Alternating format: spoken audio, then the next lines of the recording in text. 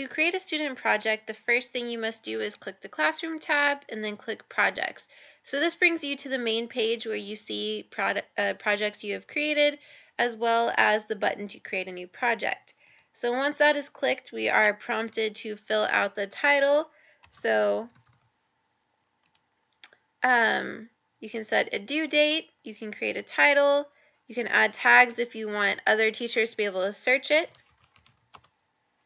and you can also check that so other teachers can search it as well. So we'll say the recommended grade level is 5th grade to 6th grade, and you can make a project objective. So students will be able to identify the properties of matter. So from there, you're able to add tasks. So for example, a reading task, this would be what, when students start the project, they see. So the title of the reading task would be find the main idea, for example, and then you could fill out a task objective that they would be able to read.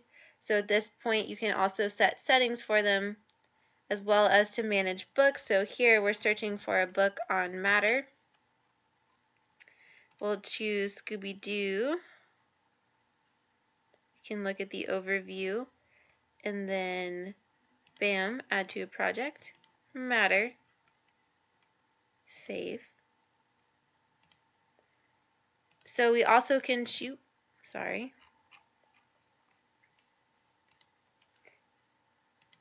So we can also choose a writing task. So students would be prompted to complete a journal entry. You can create a task objective there. An all-purpose task, which would be a general task if that's something that's not related to reading or writing. A graphic organizer task, which I really like. So if you wanted them to maybe create a cause and effect diagram, you can also assign them one of those.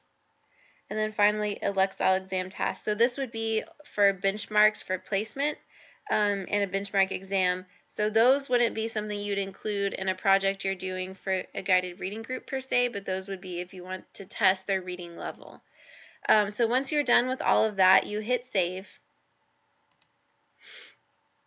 Oh, I thought I gave it a title. Once you hit save, it appears in your projects list, and you can assign it to students.